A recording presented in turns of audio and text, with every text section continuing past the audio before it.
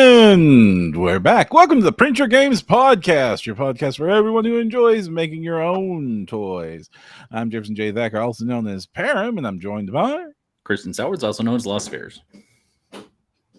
And I have a slight little hiccup because YouTube streaming is not as smart as Twitch streaming sometimes. All right, we're going to take this from the top here in just a minute. Oh, okay. And we're back. Welcome to we're not in no direction. Okay, I've done that 700 times. I'm glad this is going to happen sometime. You know what, though? It really hasn't happened very much to us. So right. And we're back on the Print Your Games Podcast, the podcast about what's new and awesome in 3D printing for gamers. I'm your host, Jefferson J. Thacker, also known as Param, and I'm joined by Kristen Sowards, also known as Lost Spheres. Kristen, we have had some bad luck this week. For any of you all who tuned in on our usual time, if you're listening to us live or wondering where the heck is my episode in my podcast feed, it's because the internet decided it just didn't want to work for me on Tuesday. Therefore, the whole live stream was just pretty much unusable. So we took a mulligan. We're a couple of days later. We're recording this on Thursday of the same week, and so we're gonna hope that things. We're going to hope things kind of settle down and hold on. Round 2, fight. Yes, round 2. And in those couple of days, because, I didn't have like internet or really like yesterday was completely worthless with the internet. So I just had a whole lot of times to do things offline. So I just got some models out and started kit bashing some stuff and started getting things ready for the printer and just decided, I'm going to finally finish off this Undead army completely so I can move on to another project. Nice. Yeah. Do we get to see it or no, still under wraps? It's still mostly like I've still got some stuff to do. I'll show off some of the models I intend to finish it with. So at this point, I've painted a horde of skeletons and multiple hordes of zombies. That's all done. Zombies are done now. And oh gosh, so many zombies. Like thank goodness for contrast paint. Because like just putting those base coats down has been incredibly quick because of contrast paint, and that has made painting the zombies so much. Like they're not 100%. They're not 100% contrast painted up zombies. There's like really just the base coat is contrast paint, and then they come in with other paints to put some technique up. But you were saying those are done. The combination of contrast and dry brush on them was actually a little faster than airbrushing them. Yeah, it really was. Like I was trying to do some airbrushing when I was on the chat with you. I think I was painting with you, and I tried doing some airbrushing on them to get that underglow effect. And I've done that on like my big old zombie dragon. I've done that on my giant vampire bats, and that looked really good. But then with both the zombie dragon and the vampire bats, I have to get that definition, that detail back, so I have to wash them down. And so for models that are big, that is definitely the way to go. Still the way to go, because like I can control exactly where I can get that underglow with the airbrush, and that's great. But with the zombies, because they just so small, you just basically blast them. You can just sort of I've got this ghoul that has the same effect. It's not the one of the zombies, but I have this ghoul that I can just like put the touch of dry brushing on them very easily and very quickly with one of the big round brushes, this big soft makeup brush style dry brushes. What dry brushes are you using, by the way? I am currently using the Army Painter ones. Okay, because I am too, and I have not been super excited by them, so I'm just kind of curious. So it does the job as well as my $2 brush does. Yeah, I was about to say, I think I've had just as good a experience with just the little cheapies from the dollar store or $1.25 store as it is around here anymore. Right. The big difference I have is not what the results are while using it. This is still about the same as the Elf branded makeup brushes that I can get for $2 at the local big box store. I think I know where you're going here. But I can wash this and it survives. And when I wash one of those makeup brushes, all the hairs just come out. Yeah, I that is very, very true. My little Army Painter ones have survived multiple encounters with big, long dry brushing sessions. I think my tiniest one is getting a little frayed on the edges now, a little bit. especially because I think I'm using a lot of FDM, and I don't know Right. if you haven't worked with FDM dry brushing. If you're listening to this, sometimes it can get caught in the contour lines of the filament and yanked. So depending on how clean your print is. Right. So. Also, dry brushing on the FDM kind of can sometimes accentuate the layer lines. Yeah.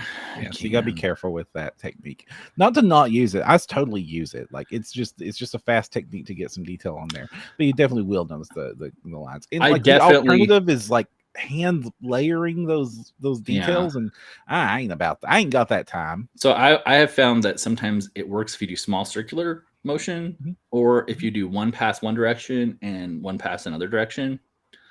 But yeah, and I totally do not blame. Is it Catlet 1984?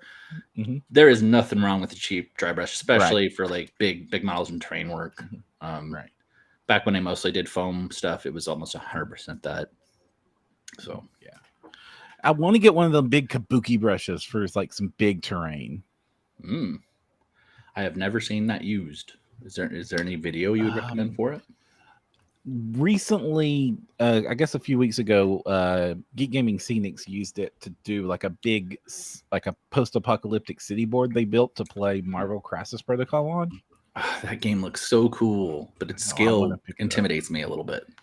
I want to pick it up, and it's one of the few games. Like, there's a few very popular games, and and it's what I'm using to base like what the popularity is of wargaming is by the availability of models to find. Like, are there Patreons dedicated to models I can use in this game? It must be a pretty popular game then, because there's some games that don't have any support, like War Machine Hordes. There's nobody doing models for War Machine Hordes. I find the local community for Hordes is like super fanatic, privateer press or bust, which is cool. I'm glad. I mean, actually, I know a lot of people at that company, and good for them. but yeah, I'm kind of surprised that there's not more 3D printing proxies for it. It's almost like there's a segue there, by the way.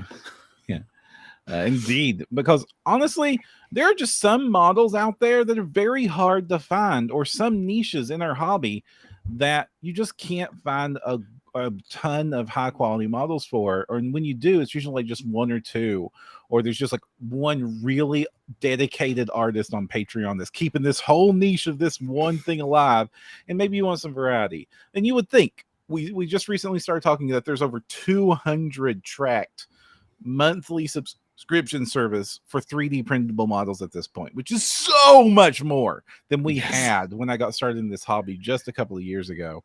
And it's just exploded. And most of the I remember back then there was big holes in the things. There was like, if you wanted dwarves that weren't specifically Warhammer fantasy dwarves, you just couldn't find them. Like the modern Age of Sigmar stuff, nothing for that. Right. Only what old Hammer. If you wanted orcs that weren't World of Warcraft orcs, they didn't exist. Like there was like a couple of kits for Warhammer style orcs, and like no Lord of the Rings orcs existed back then. Elves, all elves were wood elves. Every elf was a wood elf. Maybe a couple high elf sets, but that was like even still like, was pretty not rare. even high elf sets. You get a couple of high elves, and Arkvillain did one sun elf set, which was meant to be kind of high elfy, but it was not very big. It's one of their very first sets, so it's like we've got two poses of this soldier, which is kind of worthless to build an army around. Like, I remember that was one of my first things that I kit bashed, is I grabbed those Arkvillain sets, that Sun Elf set. I was like, I need some elves for my sister's army. I'm going to just start reposing this thing. How do I repose this one of these two elf poses? And I actually made an A pose version without hands so that I could just infinitely customize that set. And then I printed off a couple and then never used it, because by that point in time, more and more stuff was coming out, and Monstrous Encounters came out with their Wood Elf set that was highly inspired by the old Ralpartha stuff, and that was great. But there was like lots and lots of this stuff. There was like entire genres, like sci-fi. There was some sci-fi stuff, but there wasn't a ton. Like, if it wasn't meant for 40K, it just didn't get made. And now there's more. Tell me you've been gaming for a long time without telling me you've been gaming for a long time. Say Ralpartha. Holy cow. Oh, I miss Ralpartha. They've got a Kickstarter right now for the Ralpartha Legacy Company that's been like keeping that alive, to like publish a bunch of models for their old wargaming sets. Gosh, I Like remember when that was Ralpartha like used the to only make. thing in town. Like, yeah. Anyway, Yeah. I remember wild. writing off to Ralpartha in physical post to request they send me one of their catalogs, and when I was a wee little gamer Oh in yeah. middle school. And like I just got that catalog and destroyed it. Like I read it cover to cover and was just like, I'm gonna want one of these, and I'm gonna want one of these, and this is the best thing ever. I had this really bad delusion because I was gaming so young that I took I think I had a similar request and I took it to the game store because I thought they could just give it to them. And the guy just had an extra catalog because he'd ordered more than one of them, so he just gave it to me.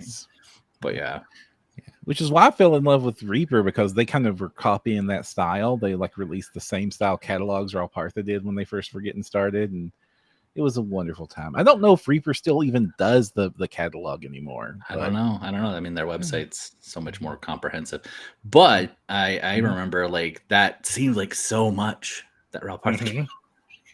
And it would not even be the front page of my mini factory worth of models at this point. Right? It's crazy. Yeah. I occasionally hear a sentiment when I'm at cons or talking to people in the community that have been around for a while. Like, people who are coming into the hobby, you have no idea the embarrassment of riches of availability of these things you have right now. It's so cool, but still there's some holes. For sure. Indeed. So we've polled the community. We've posted up on a bunch of the Facebook groups to try and get some opinions. And me and Kristen been banging our heads since Kristen suggested this as a topic a few weeks ago, to try and come up with like, what are the holes? What is just not covered well in the 3D printing space right now? And I kind of mentioned one. If you're a War Machine Hordes player, sorry, there's just not much out there for you. And this goes for a whole lot of very specific games. Yeah. Like there's a few games in our hobby that is super well supported. Obviously, anything Warhammer fantasy. And I honestly, Oldhammer is probably the most supported game. Like hands down, the most supported game is Oldhammer. Like we're talking old Warhammer fantasy battles and the old world, if Total War Warhammer stuff, like not even the Age of Sigmar stuff. Age of Sigmar stuff, fairly well supported at this point. Well supported. More and more like of that your is coming Gamek out. and your other people. There's a lot of people doing some. Like if you're doing Fire Slayers, you're a little bit hurting. If you're doing most of the armies, you've got something to go with there. Warhammer 40K is so supported. Like ironically, 40K was a little bit slow on the uptake there. A lot of fan models, a lot of free stuff that kept getting copyright striked on Thingiverse, and there's a bunch on cults. We talked about how to find that stuff. And it's still like, you never know if like, did they cross the line? GW seems to have a very specific list of things that you're allowed to get away with. And I'll be darned if I can see it, because there's so many people that like dance right up there. I know. It's like, it's really fun talking with some of the artists that have actually interacted with the GW team. And it's like, so what did they have specifically? The shoulder pad. Really? Just the shape of the shoulder pad was what kind of crossed the line there. Yeah. And that has been a thing. But like now there's like, Cyberforge and Puppets War and what's this one you sent me a little bit ago? Wild Mesh. If you are into Chaos and Tyranids, like, or sorry, Hive Aliens. Right. Yeah, I love my Alien Buggy Boys, and it is a good time if you like Alien Buggy Boys. There are so many people making them right now. Yeah, Maker's Cult. Edge Miniatures just started doing a really awesome like Lictor leaping, and the poses are so dynamic and nuts. So like, yeah, good time. Hello in chat, Bastille. Sorry to interrupt you on that one. Another one. Yeah, well, obviously, one page rules has tons and tons of stuff that you can use for 40K or for Grimdark Future, which is my preferred way to play 40K after playing several attempts at the game at this point. I'll be honest, like Warhammer is fun and all, but like, man, it just seems unbalanced as crap. I much prefer like Kings of War, Age of Fantasy, Grimdark Future, those sorts of games that just kind of do it better. I still have not found my holy grail yet. I like OPR pretty good. And I like we the need fact to that it's get on Tabletop Simulator and find you your game. But yeah, I'm mostly TTRPG anyway. But Right. yeah, and before we leave the 40K stuff, the Dynasty of Null from Battle Yak is, in my opinion, Oh, that is a really good set. Necron's replacement if you need it. Yeah, I think that was the first set I pledged in on them to discover them, and then I went back and I was like, "Oh my gosh, you have so many good sets!" Yeah, actually, that was right after I found them, so I actually had to go back and buy that one early when I said, I was like, "Oh my goodness, if I ever play Necrons." Plus the OPR sets, and if you paint them together, it's gonna look so good. Love it. Crisis Protocol is a very well supported game because people love making Marvel characters. Though you playing that game kind of means you need some cards and stuff that you can't just 3D print super easy. Yeah. So really you're just getting alternate sculpts for stuff you still have to go buy. Yeah. Ditto for Star Wars, because that's a similar setup. You got to go buy the actual sets to get the cards. But Star Wars super supported, and that makes sense because Star Wars is also like big in the TTRPG space. There have been several iterations of war games over the years, like the old Wizards of the Coast game I played to absolute death, which was based off the D&D minis game. For the old D20 version. Ironically, I played a lot of the role-playing version of that they did. So, and but still not quite as much as the Mayfair. I played so much of that D6 Mayfair system. Holy cow! Right. Obviously, D&D, anything D&D or D&D inspired games like Pathfinder, that's all going to be covered. If you like your fantasy, your traditional fantasy monsters, you will heck, there's entire Patreons like MZ4250 that's just dedicated to free models to cover everything in the monster manual. So that's covered. But I am going to qualify that with, if it's something more mainstream, if it's a core rule book PC thing, that's probably there. But there are lots of glaring holes for fantasy RPGs that I think we're going to start talking about. And the other very well supported game is Lord of the Rings. Lord of the Rings and all of its permutations is very well supported, both in ones meant to be played for the battle games or just the RPGs, or just to use as models in other war games that to recreate Helm's Deep. How many times I have seen recreations of Helm's Deep, which is awesome, by the way. I love you so much. If you've done a big Minas Tirith or a big Helm's Deep, kudos. I will stare at your work for hours, but I would also be terrified to touch it. oh gosh. Who's the group that's doing that? Like, they're building Minas Tirith in the same scale they built it in the movies. Zorp is building it. That is impressive. That is hats off to that crew building that. That's insane. And the other game, Lord of the Rings is taken care of. I think that's about it. Like, oddly enough, Starfinder, there's a lot of Starfinder minis out there. It's definitely ramped up quite a bit. Who is it?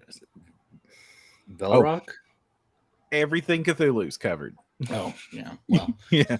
Velrock's been doing a lot of stuff. Starfinder. There's one other artist that's kind of dedicated to Starfinder inspired stuff, and I forget their name, and I feel bad about that. Well, if you remember, we'll put it in the show notes. Indeed. But there are big holes. If you do not play those games, Battletech. Battletech is super well covered. But if you do not play those games, you might have a bad time. So that's just the general overview. Now let's get into the specifics. You started off real strong with one that's just like obvious. Yeah. And that was non-human undead of all the kinds. And we'll yet again give a shout out to Mammoth Factory for having a vampire times merfolk release. Speaking of which, there is a whole bunch of underwater stuff coming out in the next couple months. I would definitely surf STL. Was it STL Finder?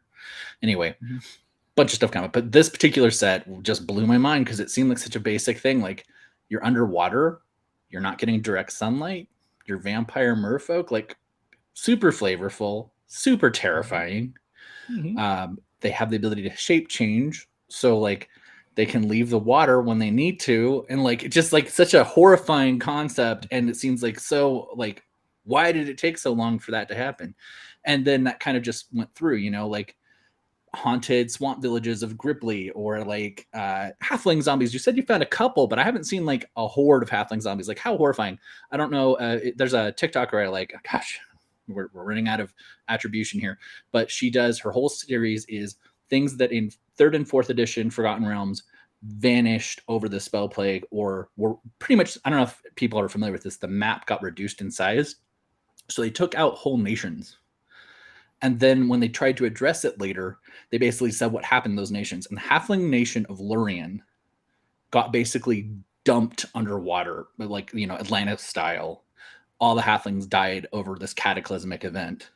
And so now I'm like, okay, there is an entire dead nation of halflings in the Forgotten Realms. You could have zombie halfling apocalypse.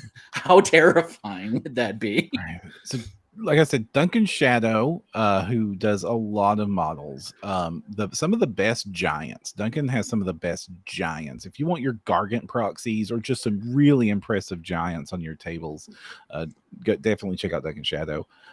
Also, they do a wonderful Mouseling set that is just cute as heck. It's like they're meant to be proxies for Skaven, if Skaven were cute. Are they undead though? They're available as undead versions of them. They're also also halflings, and has a complete undead set available through them as well. So like they did a whole halfling army, and then that halfling army is also available in undead variant. I will totally agree with C Catlet here in chat saying Lost Souls on My Mini Factory is pretty good. It was a Kickstarter. It wrapped up a while back. They're actually running Lost Souls 2 right now, which I've already backed. And yes, absolutely.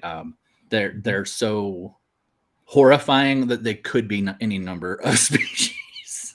And I think Bestarium also has quite a few that might not be obviously, you know, humans. But yeah, I want to see catfolk skeletons that aren't necessarily Egyptian.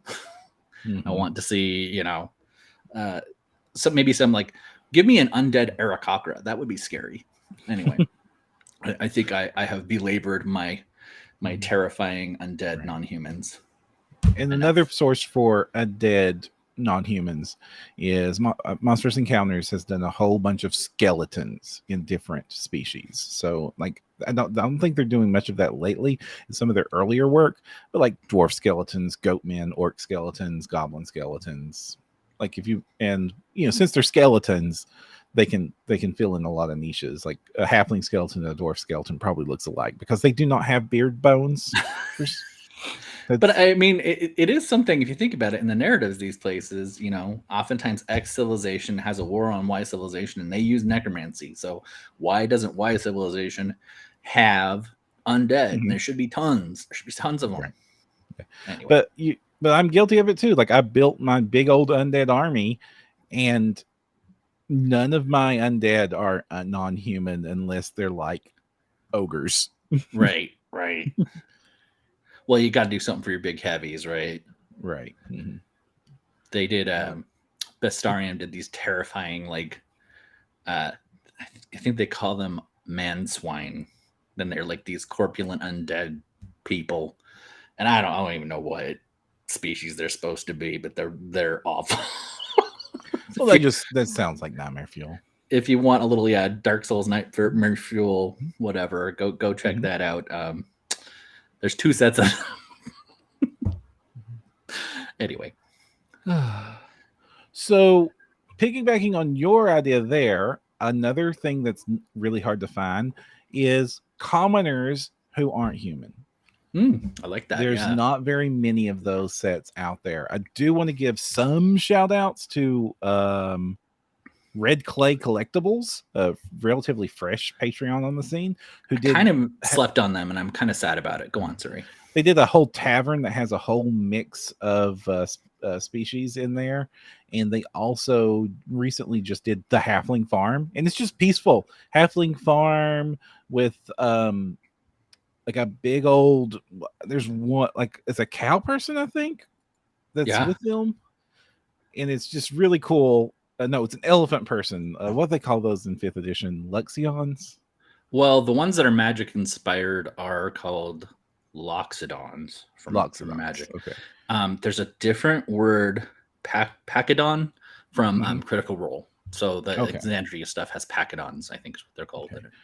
So you got a big old elephant person with a plow and a whole bunch of halflings and halfling kids and a scarecrow and the house and all the crops and the fence and bundled up. It's like a really cool set. It's really sweet. It's really charming. And since we were talking about there's not much non-human stuff, the halflings kind of do get a lot of it because like you have that opening of Lord of the Rings, that idyllic Shire. So they usually do get half like non-human, non-halfling commoners are pretty few and far between. Who I will also shout out to on the non-human commoner level, two things. One, obviously Cobra Mode. We've already had them on. They have some really cute, like you want little newt people who are commoners who like have their fishing rod in a little bucket. That the Cobra Mode, and merchant snail. Snail is merchant awesome. Snail. But Bite the Bullet does I want to say it's quarterly a set called Bullet Town, and they're just building out this massive town of people, and it's a fantasy town, and it's got, you name it, there's a big like fishman chef guy, I think, and a tea house, and just like all sorts of like random cool non-human stuff, and really flavorful. Definitely the sort of stuff you'd probably want to base on like a lasting NPC around, and like if you want to have them threatened as your MacGuffin, like, oh no, save the chef, it would be a really kind of flavorful thing. Or if you're doing like planar games like I like to run. But yeah, Bite the Bullet definitely has some good non-human commenters, but I still think there's plenty of room for more representation in that for sure. Another place to find some, if you are looking at least to populate a tavern, is Blood Bowl stand minis. So usually the different teams will have a couple of like audience members or cheer members that they are meant to be put in the stand when you set up your Blood Bowl arena to root for the home team.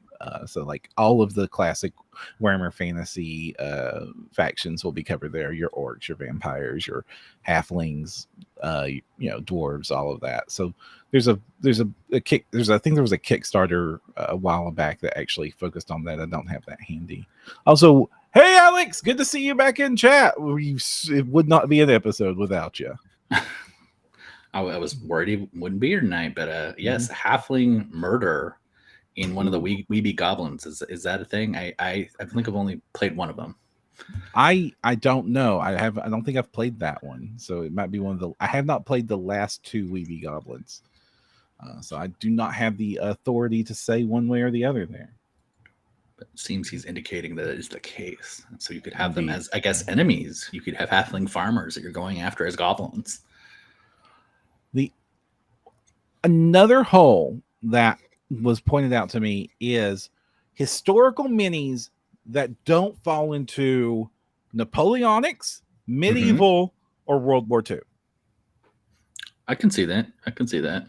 Like there's some Roman stuff that's fairly recent, but a lot of that's like really fantasy inspired Spartan stuff. But there is a few Roman stuff that's out there. But if you want anything else, if you want the Boxer Rebellion, if you want a lot of like colonial stuff, if you want French Revolution stuff, it's kind of hard to get like very specific historical stuff when historical gaming is one of the largest sectors of the hobby. There's a lot of estimates that say that Napoleonics outnumbers Warhammer players. I believe it. When I used to work in a comic book store, game store, we sold that Ospirac would just get hammered every week. Yeah. And Napoleonics were huge.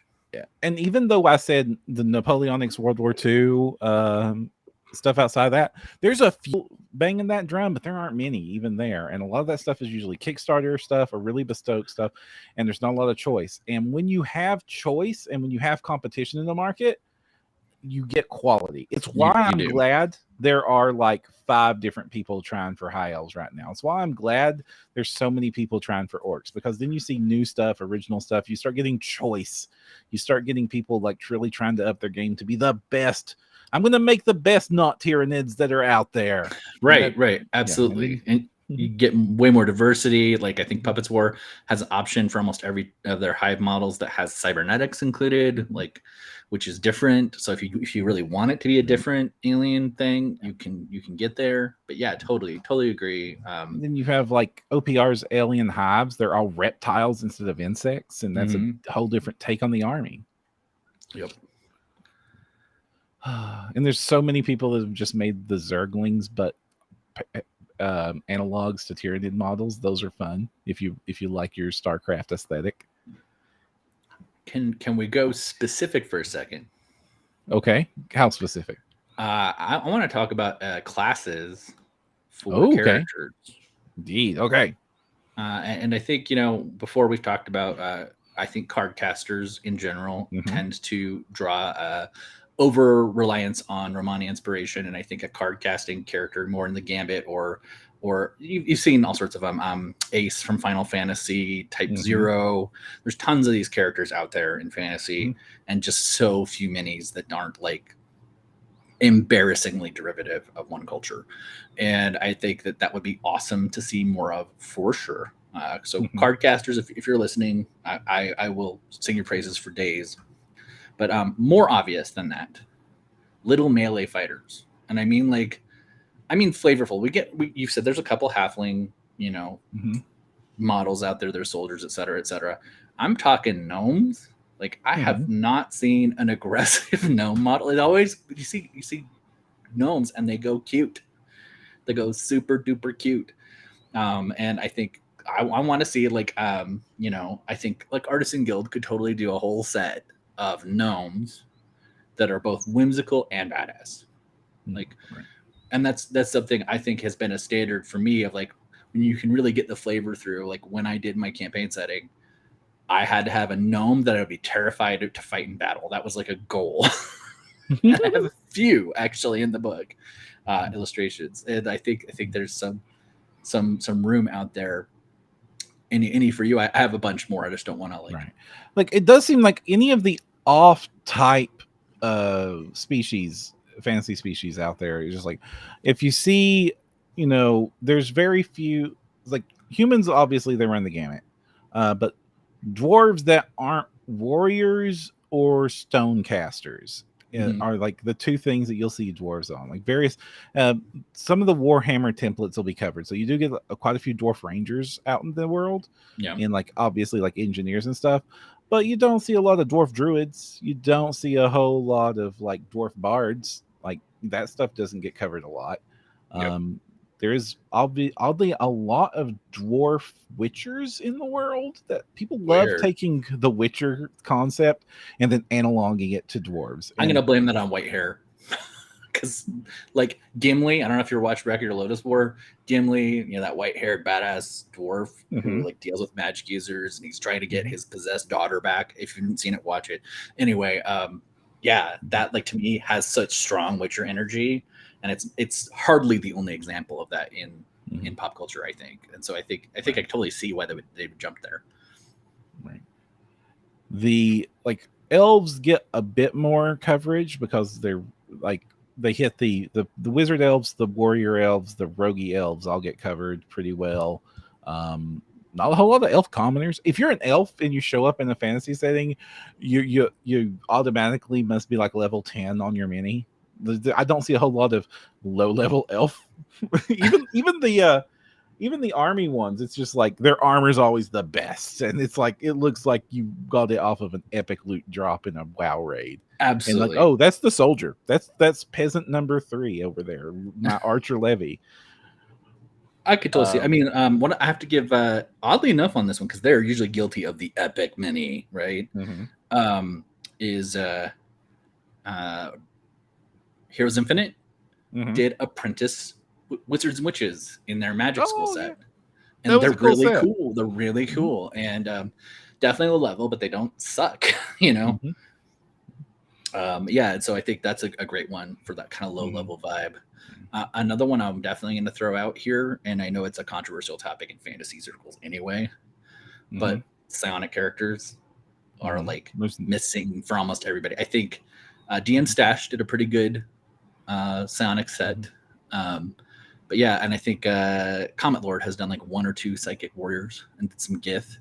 But yeah, generally speaking, psionic characters, especially not Githyanki or not Thrycreen or whatever. What makes a mini a psionic mini as opposed to like a sorcerer? Okay, I think that is a very fair question. There's definitely iconic abilities that I would say are that. I would also say that psionic characters very classically can use armor. And so I think you don't see a lot of like, you're going to get into those rare Eldritch Knights that you can kind of push there. But I'm also talking silly things like, that the hand by the head, instead of the casting somatic, maybe. And yes, you're going to be able to repurpose minis. I totally get that. But I would love to see a themed psionic set that was strong, especially when you've got like Tasha's already kind of acknowledging that for 5e, tons of third-party content. Obviously, Pathfinder has Psychic in that, and then their new Psychic content's coming out from PF2, I think. Also, it's weird with Pathfinder. Their Psychic is very much based off of like turn of the century occultism, and more so than like psionic sci-fi influence. It is, except for the Psychic class itself, still seems to have been an attempt. Right. They even named the disciplines and all that stuff. That stuff still felt very like, we're gonna wink at psionics from 3035. And ironically, it's the least popular. Everybody of those classes. Oh yeah, for sure. Because people that wanted psionics were already using Dreamscard for Pathfinder. They already were. Yeah. And it's a fantastic book if you wanted to do the classic psionic stuff. Absolutely. And I supported it if you want to support me. So but wonderful. Yes. So it's the way I went. Although I actually did do stuff to synergize the two systems. So because I like all the toys all the time, which is why I want, more weird stuff like this. There's a whole bunch more we can talk about. What's your next one? Another big one for all sorts of models is vehicles that aren't military vehicles. Yes. We're jumping ahead for me, but I will definitely chime in on this one. Go ahead. Whether you're doing fantasy, fantasy is a little bit. There's not a ton of vehicles in fantasy, but there are. Go on. So you got like when you're like if you're doing like historical or modern or you're going in the future, you need space trucks, you need actual trucks, you need cars, you need the bus, and like a lot of that stuff is few and far between out there. There's a few crews that's focuses on terrain that helps a lot with that, but a lot of the vehicles that get produced are very obviously meant to be military vehicles because you use them in a war game as models. But when I have my cool sci-fi tank rolling down the streets, I want to crush a Ford every now and then. I need that. And I know that like outside of the 3D printed realm, there's lots of resources for getting that sort of stuff. But inside the 3D printing realm, specifically, it's very few and far between, and so you end up reusing a lot of the same models over and over again. The dearth, or I should say preponderance, I don't use a lot of shipping crates and say these shipping crates are a mining frigate, or these shipping crates are a school bus, or there's like a couple of buses and I just see them over and over and over again. There's a couple of space trucks and I just see them over and over and over again. This also true for spaceships. Like if we move beyond the tiny personal vehicles, there's a whole lot of ships of war, but I'm not seeing any, space truckers like hauling ships or service ships or space truckers. The Patreon. Yeah, I mean, space trucking is a cool idea. I played so much Elite Dangerous, and I spent 90% of that game space trucking across the galaxy. Nice. I mean, do you mind if I chime in on a slightly different angle? Go for it. Spelljammer again coming out. It's a thing. I cannot believe we don't have the other spelljamming ships yet. Like, there's, of course, not everybody, I shouldn't say that. Ambitious people have taken a stab at the Nautiloid. I think there's 4 or 5 of them now. Especially since it plays such a huge part in Baldur's Gate 3, and everybody's super hyped for that game. Right. But, Nyoji, I don't know how you actually say it. Super bad guy, another kind of contemporary of Mind Flayers, spider aesthetic. super cool proxy ships for that would be like really, really neat. Big spider ships, hammer ships, and the shark base ships. We riffed off of that in our book too, but big sharky style, like organic creature ships are a big deal. The Elven Imperial Navy has butterfly and praying mantis ships, and like these would look so cool, and nobody is doing them really. You're going to be really happy with the preview from Broken Anvil that they just put up. Oh, it is like not ships, okay. but it is so much Spelljammer characters, like so many all at once. Yeah. That excites me a little bit. And they're really good about doing microsets. Like when the Haragons came out, they actually had hair characters of most. They would have been on my list if not for Broken Anvil. Like bunny people. You want bunny people that are not too cute. They have a bunny person set with most classes represented in a bigger set. Yeah. But speaking of too cute, Cyberforge's preview they put up today of the little otter in the little pip helmet holding the scimitar and a ray gun. I like it. I like cute. I'm not gonna. Cute is not a bad thing for me on minis, and I will happily throw money at people who give me just like really very cute bunny person. I like cute starting at about twin goddess level. Maybe a little cobra mode, but that's sometimes a little cute for me. But like, and then kind of going in because I find that cute mini when it's threatened by the giant man swine horror monster, or the Easter bunny from Comet Lord eating people into its chest. Oh my gosh, you had to bring that Easter bunny back up. I'm going to have nightmares for the next 3 days with that thing chasing me around. But yeah, like I think the juxtaposition of a little bit of cute, is good with your horror. I like kind of that middle ground with extremes. But yeah, I've seen your chocobos. Your chocobos are pretty darn cute. Yeah, so Spelljammer stuff, we talked about that. And generally that leads because in Dwarves in Spelljammer originally had these big like fortress mountain ships that would like be very weird to try to like. I would probably model them with foam myself. Grimdark all the time, Alex. I understand. Hey, I have a Grimdark setting for sure, at least, especially if it's aliens ripping people apart. But just generally speaking, alien or non-human aesthetic in design, or even non-terrestrial ships, like big, huge crystal formation ships, or and this could be sci-fi or fantasy or both, and then a clever Patreon could get away with doing both and just do a different interior set. Really, really, there's so much potential for it. But yeah, just to have these kind of more like floating installation pieces that maybe are half terrain. And I have to applaud a couple terrain sets that do really good, like Mining Frigate I mentioned earlier. There's a lot of sci-fi sets you could do interior mining frigate with and get it to pass, right? Like, but yeah, I think I'd like to see a little bit of that, especially if you're going to take the time to make a big mini, some big non-landing, that aren't obviously gothic 40K Citadel ships, right? Because that and Alex's comment brings me into my next point. There are some elements of the game that are so defined by how Warhammer universe has handled them that finding any of them that stray from that very particular theming is very hard. It is really hard to find any lizard folk that are not Aztec inspired. That is like the Mesoamerican lizard folk is almost all the folk that are available out there. It doesn't even matter if the set was made for a game or a war game or whatever. If it's just a one-off crocodile dude in a set for a complete skirmish game, Mesoamerican. And that's a cool thing, cool setup, and I'm glad those exist. But every single lizard man seems to be that.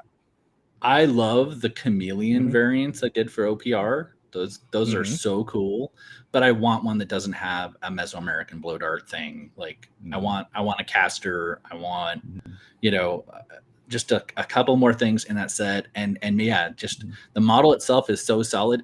If you take that aesthetic off of it, it would do so much more. I understand that they're wanting to play towards the audience wants and expects and what the audience is likely to use them for. I get that. Sci-fi infantry, if like for your space, space soldiers that aren't like, space marine soldiers, which is its own little puppet like hole to jump through. But like they're almost always either Catachan jungle fighters or Deathcore of Krieg inspired with like gas masks and skulls on everything. So much skulls on everything. Yeah, and there's also a heavy Russian winter infantry vibe. Right.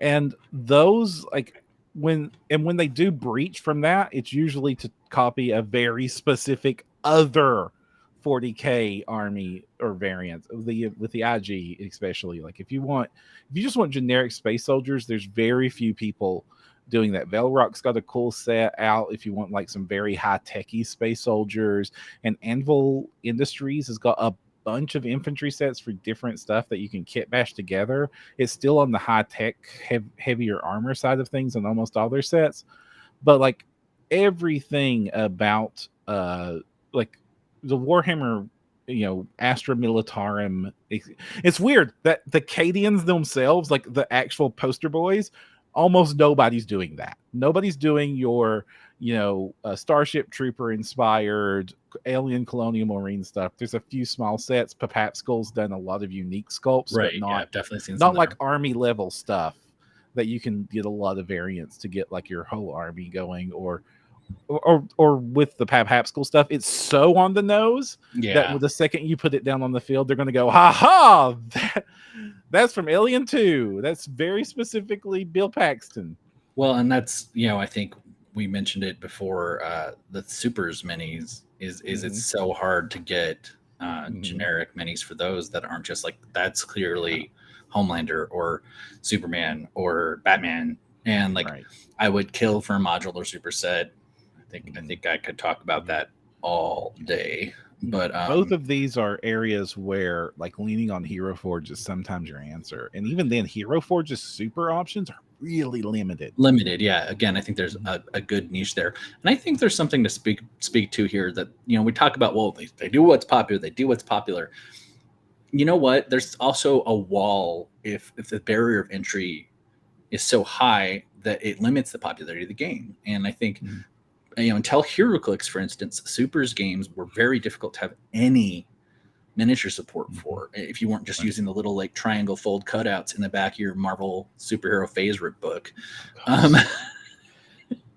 like that didn't exist. And I think I never had so much fun with a game I hated so much as Face Rip. Oh, really? You hated it? I love that game. The advanced it was fun, and I hated the system. Yeah. I didn't mind the power, like the resolution table thing. Like, I honestly think a lot of the modern, White Wolf, Cypher, etc.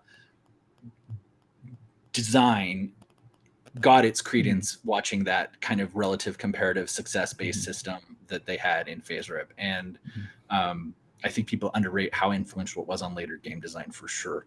But yeah, there was definitely, for me, it was the advancement system, like, because eventually in the advanced guide, I think they made a thing where you had to bank karma forever. But getting to the point, you literally, even in that game, I don't know if you remember this, there was a generic outline character and a generic outline mini fold-up thing that you had to like either go photocopy it and sketch onto, especially if you weren't an artist, it was terrible. Or you had your little card and you tried to make it match the official cards, and it was embarrassing. And I think that the mini state, especially in this explosion right now, that disproportionate thing is still happening for custom super minis. Right. This is one of the things that I weep for the loss of City of Heroes. That has because that had the best super customizer in the world, and no modern super game has come close to the level of customization City of Heroes. Like DC Heroes, not even close. I would list off a bunch of the others, but I forget their names. They're so not played. Champions, which I have a lifetime to because I was so hoping it was the replacement for. Yeah, not even close. It not isn't. Even close. Which is weird because there are things about it that are amazing. But yeah, City Heroes was a special thing. And the weird thing is, I find that going back and playing it on emulators now, it just doesn't. It's not the same thing. It was entirely about its space and time. But yes, you're totally right. The customizer in that, just my brief comment about City Heroes, dual boxed it, both accounts, 14 slots, maxed out, every character max level. I love that game. It's amazing game. Alex has a point in chat. The Cadian stuff is still in print though, and then Mordians, Tallarans, Valhallans, etc. haven't been updated for 30 years. This is true, and you saw a whole lot of this in the earlier days of 3D printing about what would be provided was filling in gaps that you could not get even if you wanted to go get stuff. But really the industry's matured enough that it being in print still is not a barrier for that concept to exist in 3D printing. Most of the stuff that's available now, you have, non 3D printed options for, like all the dwarves in the world. And that's another reason that Old Hammer was so well supported and is still so very well supported, is because you can't buy Old Hammer stuff anymore. Right. So I get that the stuff that's not available in physical stores, providing as 3D printed sources, since it's might be the only way to practically or affordably get a hold of that stuff. I get that while that's an instant market, but the market's grown up so much that I think that just being in print now, if just because there are physical mini companies that support that concept. I was going to shout out, when we did the verse version of this episode, I was shouted out to the Stargrave kits. The Stargrave kits are very much not meant to be Warhammer proxies, and they do a great job of being generic soldiers and stuff without like hearkening to those very specific concepts or being very high-tech armored characters. Like they look like ground pounders, and War Games Atlantic does some amazing stuff there too for their sci-fi lines. But I do think that 3D printed companies, the 3D printed industry doesn't need to be beholden to what's available physically anymore. It's grown so big. Right. And it is a market that now commands its own attention. And yes, I think riding waves like Spelljammer or a new release of Warhammer or whatever it is going to obviously bread and butter for a lot of these people. Exactly. But there's enough of an enthusiast community that if you build your audience, there are going to be people that just follow you for the ride at this point. And I think people like Cobra Mode and others have proven that, right? One of the other things I definitely wanted this episode to be was a resource to artists that are looking for inspiration for new sets. So hopefully we've mentioned some of that stuff, but do you have any specific, I have a couple I definitely want to like throw out there, like why hasn't someone done this? I know we're running low on time. Right. Do you have a couple? Dire Wolves. There's a lot of one-off Dire Wolves. There's not a good pack set. Like a really awesome big old pack of Dire Wolves would be awesome. Tyrant Troll has done a good set, actually. They might have the best set out at the moment. But like I want like 10 poses of big, awesome wolves. Titan Troll's actually in our chat and says, got a pack of 4 next. Okay, I have one that's wolf related, but very specific. So one of the most popular D&D modules that's been out there forever, Rada 7 parts. The spider, wolf, demon things that are in that are unique, iconic, but probably you could get an inspiration that wouldn't be an illegal problem. But that has been unserved forever, and so many people run that module. It is like, I don't know if you've seen Jordan with PH. He did a big conversion of it for 5e. But yeah, it's in the community. People, it's kind of one of those grail things. Everybody wants to kind of like take a stab at Rada 7 parts once. And the iconic bad guy monsters are these unique fiend, spider, chimera things. And in general, chimeras that are not just goat, lion, dragon, snake tail. Like there's so much potential for chimeras. Mongrel men, which are a classic fantasy, D&D role-playing race that could be super cute and super horrific and could kind of go the whole gambit. But yeah, that kind of chimeric beast, I would definitely like to see. What else do you have that's a must-have you want to see someone? So a bit of a rapid fire because we're running out of time. Yeah, on the I know. Terrain side of things, side of things, modern terrain that isn't zombie apocalypse. Okay. And this can cover, like, if it's done well, like this will take you like all of like the last 70 years of civilization can be covered. Non-modern terrain also that is not Western Eurocentric. Like, it's really hard. There's not a lot of that out there. WW2 terrain is actually very limited. There's a bit of it out there, not a ton. and that is that's a big market. That there's actually a lot of WW2 figures out there, but like actually like the hedgerows and the like enough houses to really make your like villages or cities fights different would be great. Greeblies, there's a few good Greebly sci-fi kits. What is There's Greebly not for a a lot. listener who does not know the term? So Greebly are those tiny little things, like tiny little sci-fi or terrain bits that you add to a model to give it detail in the industry. So like you could print off a whole bunch of pipes and grills and like tech panels and wire patterns and stuff, and just like attach those to models you're working on. There's a few really cool sets for sci-fi, but like just like the detail sets for modern stuff would be great. Fantasy stuff even there's a bit of that in some of the terrain kits, but like things that are designed to augment your homemade models or ship parts, that so you could build your own ship and have cannons and steering wheels and castles and stuff like that. There's a few like fully printable ships that you could kit bash some parts off of it that way. Kit bashing seems to be like the only way to go with some of that. And I got a couple. What's that? Lakes. Yeah, if you need a big old body of water on the table that ain't a river or a pond so small that 3 minis could lay across it, would you just do like a shoreline set, or how would you do a lake?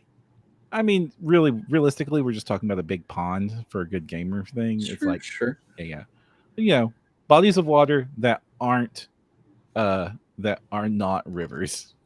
Okay.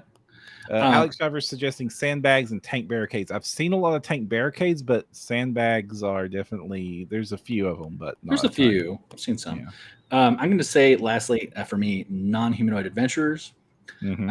Spelljammer's got oozlings coming out, which is whole different thing. They have receptacles and they're liquid and they can shape, whatever. Jellyfish and flump people. Mm-hmm. Magic has just brought a whole generation of new Flump fans because they've got a few Flump cards and they're all cute and they're all super givey, and it's going to drive that synergy between Magic and D&D right now. Is going to draw that. We talked about awakened animals, and we talked about like specifically uplifted bears, polar bears that are uplifted, and pandas with las guns were specifically called out by listeners. So pandas with las guns, uplifted polar bears. Right. Time Troll is a good comment. How many different ways can you do a sandbag? A few, but not too many. But one of the things I want to draw a good inspiration to is the Cast and Plays Essentials terrain sets, especially they're the ones they're teasing for the interiors, is a great way to really add a lot of spice. Like where instead of doing like the individual sandbags or just piles of sandbags, you get this like very detailed chunk of a lot of textures and interior decor and scatter and stuff. That's a really brilliant way. Very much look forward to that Kickstarter when it's available, and I hope that inspires some more stuff. There was another old terrain set that did a lot a Kickstarter a few years ago that I think STL Miniatures did. Yeah. That was also along those same lines and was super helpful. Yeah. So I'd say I could see modular sets when we had flooding, back in 83. I'm old. Anyway, they did a whole bunch of different wall segments of these sandbag walls, and you could totally make a whole modular set of sandbags for that. That would be pretty sweet, and you could still use them for military again. Because they're becoming so popular, humongous opportunity here is heroic versions or non-monstrous versions of traditionally monstrous species. Like really cool, like orcs kind of have a lot of that covered thanks to the Warcraft aesthetic, but like gnolls that don't look like absolute monster, like a lot of the like that's the new generation of gamers are really kind of, especially in the Pathfinder and D&D space, are kind of embracing cute kobolds. Yeah, cute kobolds that do not look evil, goblins that do do not really look cool evil. Ability in 5e. I was they don't have shifty. They don't have shifty. They had like a gang up thingy that was like really cool, but it doesn't. It's gone now. My favorite kobold ability was actually a 4th edition ability called Shifty, because the 5-foot step was renamed to Shift. So if you 5-foot stepped near a kobold, it got the 5-foot step itself. That's cute. I like that. I know we're running out of time, but I am now convinced that this could be something we do like on an annual level or something. Maybe. Yeah, this is definitely a topic we'll revisit, next year or sometime. So, and if there's anything we missed and it's glaring enough, please leave it in the comments. Please email us over at podcast@printyourgames.com or drop a comment on our Facebook at facebook.com/printyourgames or twitter.com/printyourgames and get in contact with us with anything we've glaringly missed. We can shout those out in future episodes or gather them up for a repeat of what's missing to the sequel. Yes. But we are at time, everybody. Thank you all so much for showing up. Chat was hopping. I very much appreciate everybody who joined us. Especially on our non-normal night. Thanks for coming out. I appreciate it a lot. Very much. If you want to find out more of our content, you can do so over at printyourgames.com. And if you want to support us, one of the best things you can do is to give us a rating on iTunes or Spotify. I think we're 5 stars. And if you agree, we would really love to see those ratings. It helps boost us up and spread us. Also, share us with your friends. Leave us a comment on wherever you listen to this. Like and subscribe if you're watching this on YouTube. That is really some of the best things you can do to support the podcast and help us reach more people and convince more and more of us to print your games. And until next time, I'm Jefferson J. Thacker, also known as Param. I'm Kristen Sowards, also known as Last Fears, and don't forget your screen.